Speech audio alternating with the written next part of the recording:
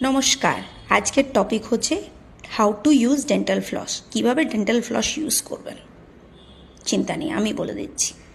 Dental floss দু রকমের হয়, দুটোই ভালো।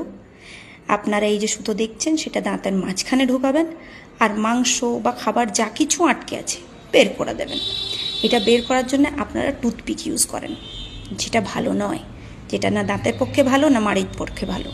মাড়ি নষ্ট হয়, দাঁতে ফাঁক হয়, দাঁত নষ্ট হয়, একদম ব্যবহার করবেন না। কি ইউজ করবেন? Dental floss. এটা সবচেয়ে ভালো, দাঁত কিছু নষ্ট হয় না। Say no to toothpick, use dental floss, keep smiling. নমস্কার, আজকের টপিক হচ্ছে how to use dental floss. কীভাবে ডেন্টাল ফ্লস ইউজ করবেন চিন্তা নেই, আমি বলে দিচ্ছি। ডেন্টাল ফ্লস দু রকমের হয়, দুটোই ভালো। আপনারা এই যে সুতো দেখছেন সেটা দাঁতের মাঝখানে ঢোকাবেন, আর মাংস বা খাবার যা কিছু আটকে আছে বের করে দেবেন।